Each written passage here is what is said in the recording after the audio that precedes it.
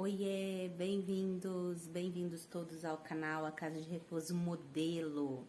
Nesse canal a gente fala sobre casa de repouso, sobre instituição de longa permanência, sobre como funciona, tira dúvidas, desmistifica um pouco esse mundo que ainda existe tanto preconceito. Se você não é inscrito no canal, se inscreva, compartilha com alguém que isso possa interessar, que tenha casa ou que queira abrir, enfim, para levar o conhecimento adiante. Hoje a gente vai falar sobre atividades dentro de uma casa de repouso. Atividades de física, de recreação e de lazer, né? A gente sabe que existe, se você não sabe, agora você vai estar sabendo, que existe uma obrigatoriedade em que exista atividades dentro de uma casa de repouso, tá?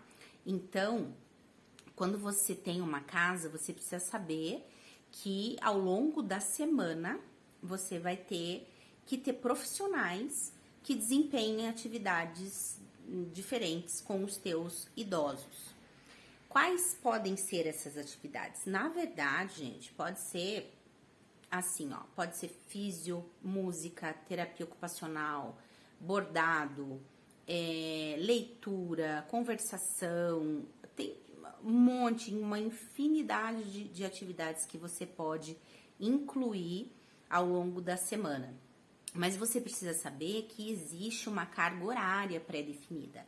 E essa carga horária, ela está definida e estabelecida na RDC 283, que é aquela RDC que eu já falei, que é quem regulamenta as instituições, tá? Então, são 12 horas semanais aonde você tem que distribuir essa carga horária. Idoso, no geral, grande maioria pelo menos, não consegue ficar grandes horas, muitas horas, desenvolvendo atividades. Eles cansam, eles perdem o interesse, é quase como uma criança, né? Em alguns momentos. Então, não adianta você achar que vai fazer 4 horas de alguma atividade com ele, e ele vai ficar longas 4 horas ali, super compenetrado e super fazendo atividade, porque não é real, tá? Então, assim, isso fica cansativo e acaba desestimulando às vezes. Então, é legal você ver atividades realmente ao longo da semana, poucas horas em vários momentos, né? Então, você pode ter o momento da leitura, da contação da história, de pintura, de atividades manuais, de música, de fisioterapia, que é importantíssimo, de parte de cultos religiosos, vendo aí todas as religiões, né? Porque a casa, ela tem que ser... não pode ter preconceito com relação a isso, então ela pode aceitar e deve aceitar todas as formas de religião, né? Porque um idoso pode seguir uma determinada religião e o outro outra. Então, você precisa trazer tudo isso para dentro da casa. Então, esse tipo de atividade também conta, né? Nessas 12 horas semanais, tá?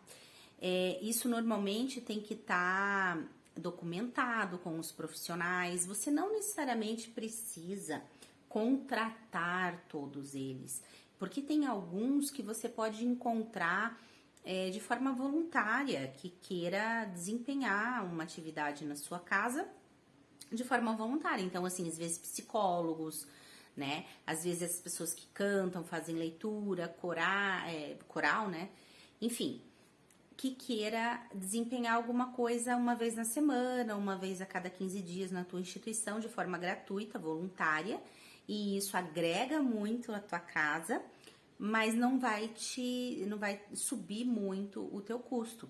Então, é interessante que você tente achar profissionais, pessoas que queiram trabalhar de forma voluntária. E vai ter situações que não vai ter como, que você vai ter que realmente contratar um profissional, né, capacitado, formado, né, para desempenhar essas atividades, e vai precisar de um contrato, né? Então, isso tem que estar documentado, porque se você tiver uma fiscalização, você tá com tudo regular, o profissional que você contratou, ele é formado, ele é, como fala, ele tá ligado ao conselho dele, né? Tá em dia lá com o conselho dele, de forma regular, com o conselho que fiscaliza que que rege a profissão daquele profissional. Então, você consegue ter tudo documentado, tudo certinho, a carga horária que ele desempenha na tua casa, quais dias da semana aquele profissional vai ser encontrado lá fazendo aquela atividade. Porque no momento de fiscalização, por exemplo, já aconteceu comigo quando eu tinha as minhas casas, então eu tinha lá, por exemplo, na segunda-feira à tarde, das 2 às 3 da tarde, das 2 ou às 15h30, por exemplo, eu tinha o profissional da fisioterapia. Então, tava lá marcado, né, que eu teria que ter aquele profissional lá. E aí vem uma fiscalização e não encontra o profissional lá. Claro, pode acontecer alguma coisa naquele dia específico e tal, mas assim, normalmente o profissional tem que estar lá no momento e no período que foi determinado para ele estar. E aí, se vem aquela fiscalização e não encontra o profissional desempenhando a tarefa que era para estar fazendo naquele horário, naquele dia e tal, isso vai te trazer problema, né? Então, o importante é você ter documentado qual profissional, ter um contrato de prestação de serviço com esse profissional também, onde vai estar tudo explicado, o que ele faz, a carga horária, quanto ele recebe, enfim, né?